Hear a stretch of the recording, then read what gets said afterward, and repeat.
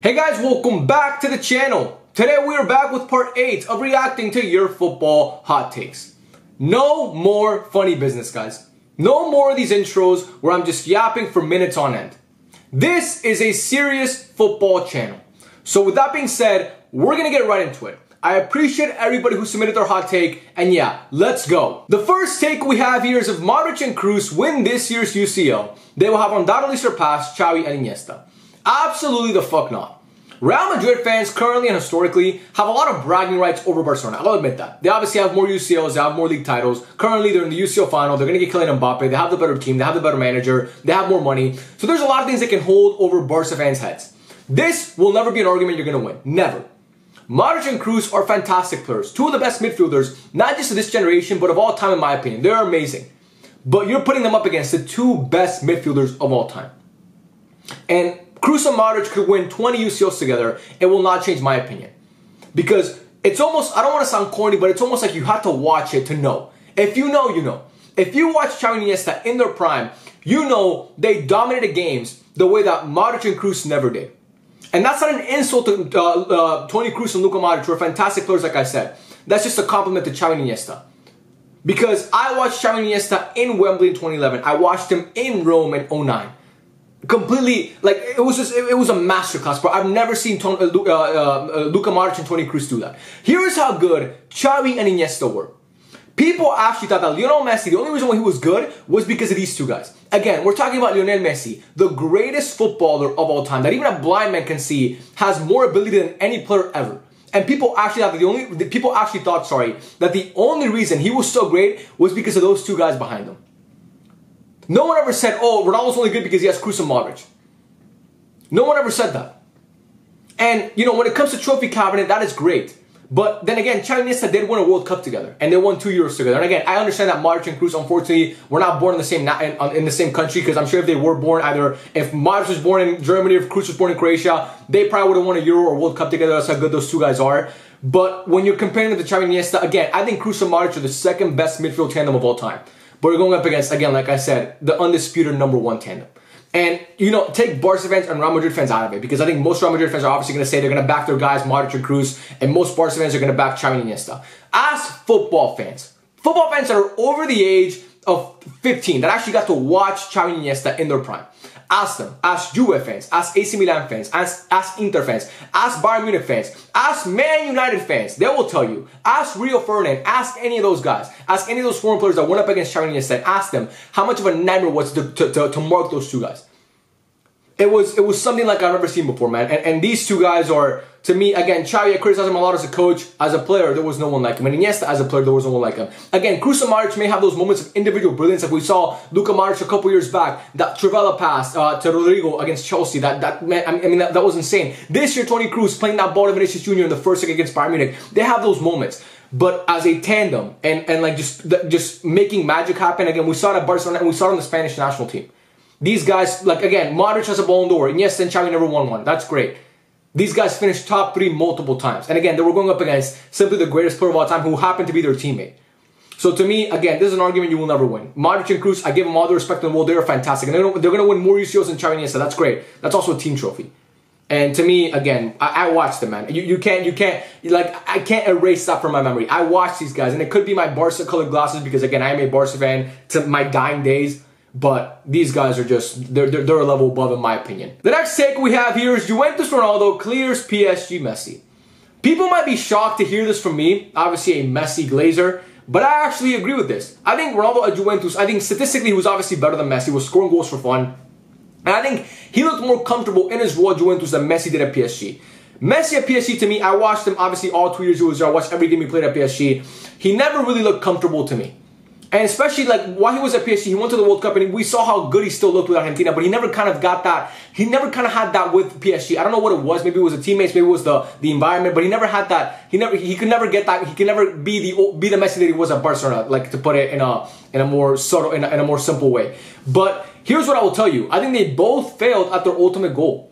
Both of them went to those teams to win the UCL. And they both could not get it done.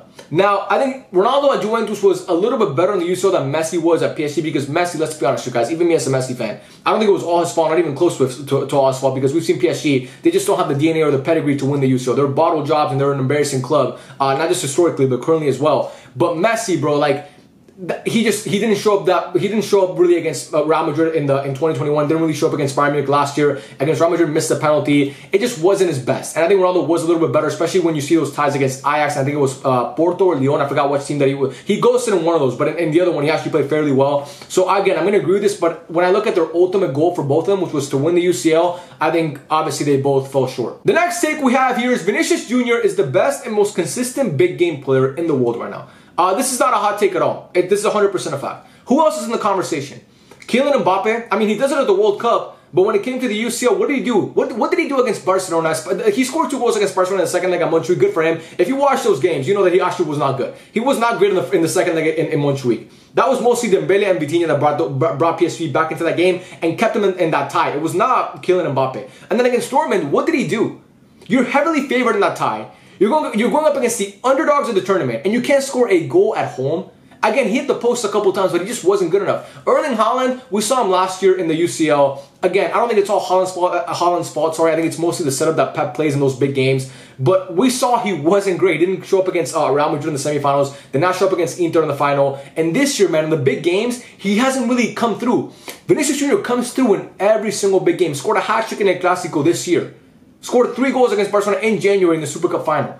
Scored against Man City. Scored obviously in no, did he score against Man City? No, assisted, sorry, against Man City. Scored against Bayern Munich obviously in the first leg. Had an all-time performance without a goal or an assist in the second leg at the Bernabeu obviously 2 days back.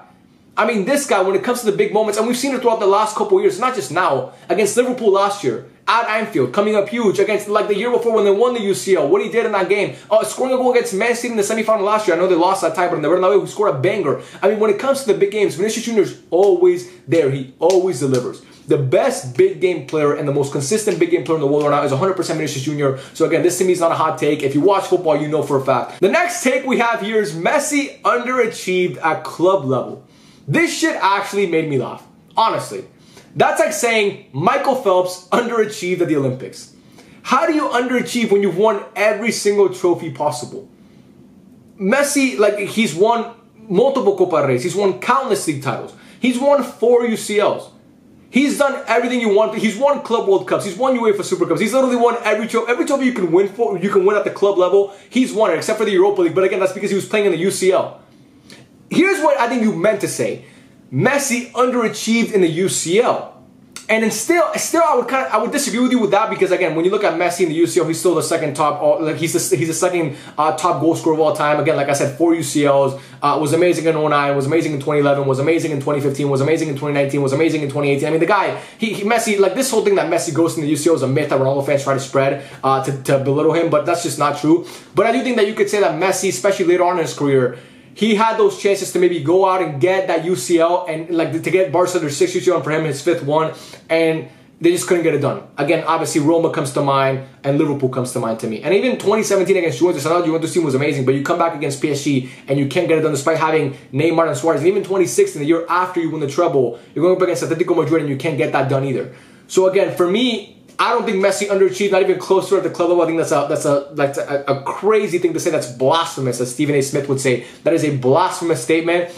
But if you want to say that Messi underachieved in the UCL, again, I would tend to disagree with you, but I would see where you're coming from, like more than just saying club level as a whole, because that again is fucking wild. The next take we have here is if Dortmund win against Madrid, it will be the greatest UCL campaign since 2004. Obviously, if you guys are not aware, 2004, Porto, Jose Mourinho's Porto team beat Monaco in that final, went through Man United in the round of 16, so Alex Ferguson's Man United, went through Lyon in the quarterfinals, went through Deportivo La Coruña, a great tie in the semifinals, and then obviously, like I mentioned, beat Monaco in the final. I 100% agree. I think it will be more impressive than Porto in 04. Because, keep this in mind, again, like I said, Porto beat Monaco in that final. Not a bad Monaco team by any means, but again, it's not Real Madrid. You're playing the all-time UCL winners in Wembley. A team that's only lost 2 games this whole year, and both of those games are to the same team. Real Madrid has lost to one team this whole year, and that's Atletico Madrid. And they've played Man City, they've played Bayern Munich, they played Leipzig in the round of 16, they played Napoli in the group stages, they played Barcelona 3 times this year. They have not lost to any of those teams. They've only lost to Atletico Madrid.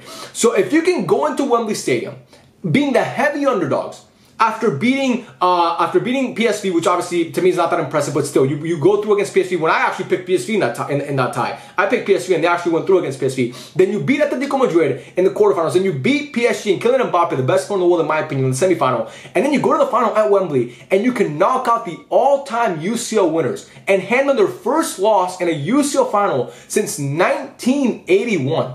43 years. That is the last time Real Madrid lost a UCL final. How insane is that, bro? They've only ever lost 3, I'm pretty sure, in their history. If you can do that, that would be insane. While starting Emre Can and Mats Hummels. Again, no disrespect to those guys, but many people thought they were washed. And Mats Hummels is having the fucking season of his life right now. That would be insane, bro. That would be insane. So to me, it would by far and away be the greatest UCL campaign of all time and the biggest underdog story in UCL history. It would be like Greece winning the Euros in 04. That's what it would be like. It would be amazing to watch. Obviously, as a Barca fan, this is what I want to see. Do I think it's going to happen? No, but I 100% agree with that. I think it would surpass Porto and Mourinho in 04. The next take we have here is Carvajal is the most underrated right back of all time. Bro's assisted so many iconic Real Madrid goals.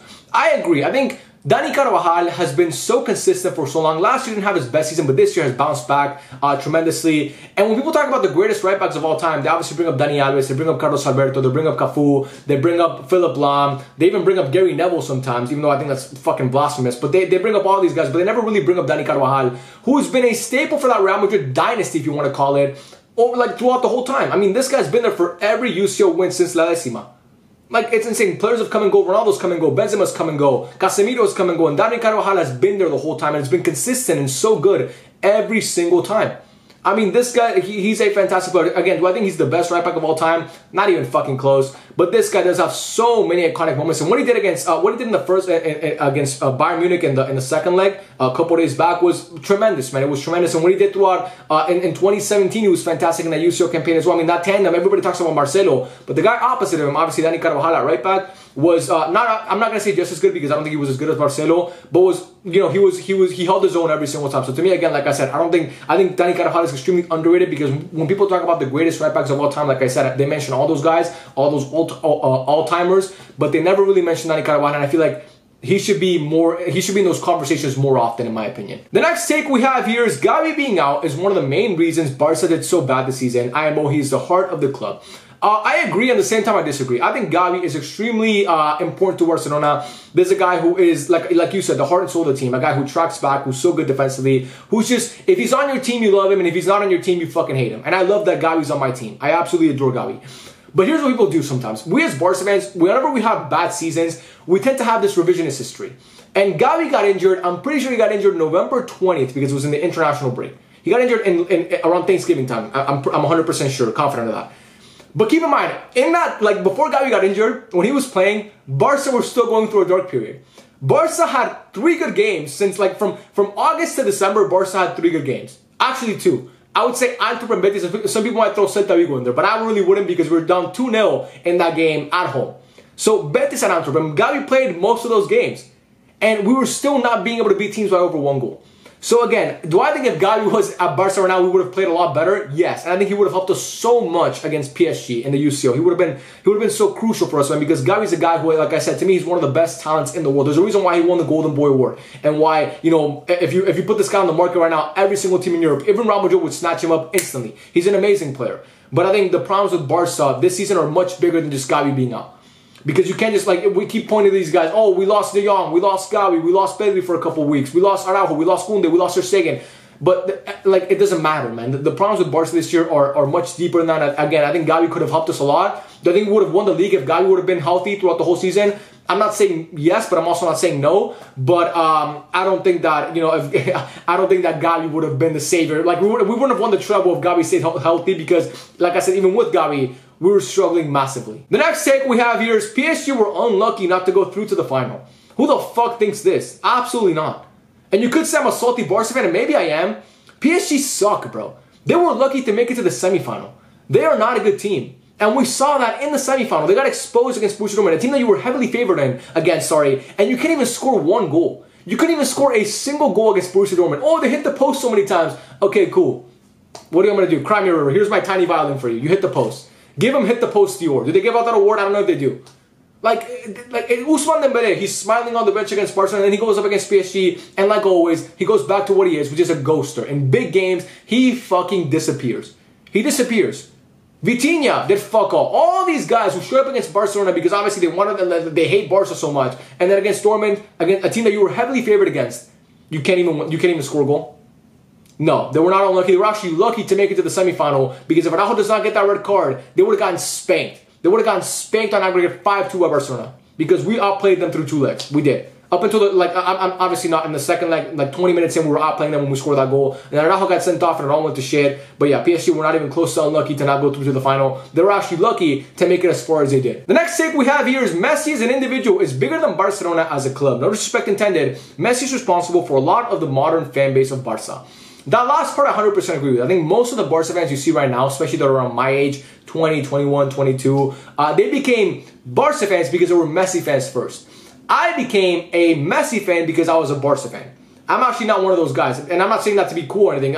When I first watched Barca play, it was around 06, 07. I was around 5, 6 years old, and Messi was obviously a really, really good young player. Everybody knew he was going to be great at one point, but he still wasn't the best player in the world. You know what I mean? Like, he wasn't Messi, the one that we saw throughout his whole prime, even today. When I first watched Barca, I fell in love with the kits, I fell in love with the stadium, I fell in love with, Ronaldinho, I fell in love with, Puyol wearing the arm bracelet, obviously fell in love, not actually fell in love homosexually, but just fell in love watching those guys on the pitch, play for Barcelona. I don't know why I added that part in there, but, I just wanted to make sure you guys understand. I think when you look at Barcelona's success as a whole, it's largely due to Messi, obviously. When you look at Barca have won 5 UCLs in their history, 4 of those came when Messi was at the club. Obviously, they won the UCL. No, actually, yeah. Well, in 06, Messi didn't really play in Paris, but he was still part of that team. But I'm not going to, I'm going to say 3 because Messi's won 4 UCLs, but 3 where he was like a key contributor. And obviously 92, Messi, I'm not even sure he was born. No, he was born, but he was like 4 years old. So it doesn't really, that one doesn't count. You could say 2 UCLs without Messi, 3 with Messi. So Messi has the majority of that. Obviously, league titles and all that stuff and the Ballon d'Ors are all mostly due to Messi. But I think people massively underrate Barca's success in the 80s and the 70s and the 90s when they won 4 straight leagues with Johan Cruyff. Again, were they a European juggernaut like they are now, even though they're not really a juggernaut now? No, but they were still a team that was feared in Europe and that was respected in Europe. And again, I would say that yes, Messi has a lot to do with the success that Barca have. When you look at the trophy cabinet at the Camp Nou, where they have all those UCLs, Messi's largely responsible for a lot of those trophies. But you can't just say that Barca are a small club before Messi because that's simply not true, and it's not accurate. Because if you go back and look at Barca's history before Messi, they were still, like I said, a really, really good and successful team. The next take we have here is this was actually one of the best Barca seasons since Messi left. I don't know how, because we didn't win a single trophy. I mean, Messi left in 2021.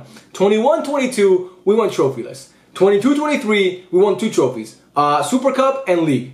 This year, trophyless. So no, the best season since Messi left was last year. This season was, you can't have a good season when you're trophyless. You might finish 3rd, bro. We might finish 3rd. We got knocked out in the UCL quarterfinal in embarrassing fashion by PSG. A tie which we should have never gotten knocked out in.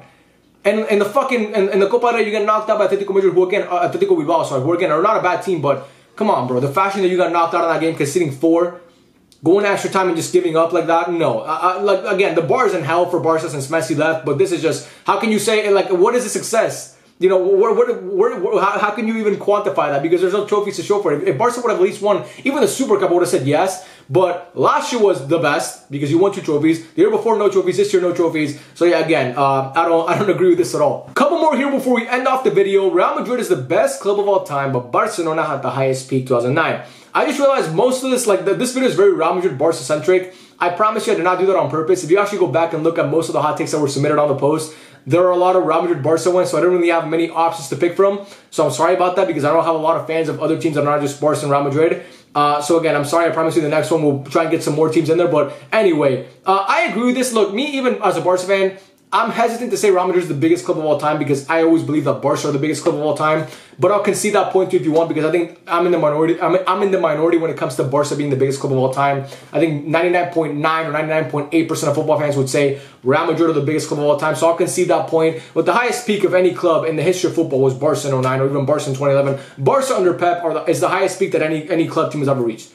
You can talk about Johan Cruyff and Ajax in the 70s. You can talk about that Celtic team that won the treble. You can talk about Inter in 2010 that won the treble. You can talk about Bayern Munich in 2019. You can talk about Bayern Munich in 2013. You can talk about last year's Man City. They're all great. They don't come close to Barcelona in 09 specifically, because that team is the best club team in club season of all time. Obviously, the first team ever win a sextuple. And yeah, man, Real Madrid obviously won the 3P. That's great. It doesn't come close to Barcelona 09 in my opinion. I 100% agree with this. When you look at the way they played football and the way they dominated games and just dominated opponents, no team really ever came close. No team will ever, in my opinion, come close to that Barca team. And finally, the last take we have here is Real Madrid 11-12 is the best team in history that didn't win the UCL. I actually made a video on this on my TikTok, and I put Real Madrid #1, best teams to never win the UCL. I had Juventus in there in 2017. I had Atletico Madrid in 2016. I had Barca in 2016. You know, to me, I think that Barca 2015-2016 was a fantastic team, and that team obviously won the league, won the Copa del Rey. After winning the treble the year before, they come back and they win 2 trophies. They were a fantastic team. Slapped Real Madrid 4-0 at the Bernabeu. Obviously had Messi, Suarez, Neymar, who before the international break in March were playing so well. And then the international break came around. I always mention this. I don't know what happened to them, but they completely fell apart. They just weren't playing well. But I do think that Real Madrid 11-12, when I look at that team, when I look at the time that they had in Jose Mourinho and you know, 100 points in La Liga, the best goal difference to this day in La Liga. I mean, that team was scoring goals for fun. It was an insane team. That counterattack of Benzema, Ronaldo, Ozil, Di Maria was fucking insane. That team was crazy, bro. That team was a crazy good team. And obviously they got knocked out in the semifinals by Bayern Munich on penalties. One of the craziest penalty shootouts that I've ever seen. Sergio Ramos missed a penalty. I think Ronaldo missed a penalty as well.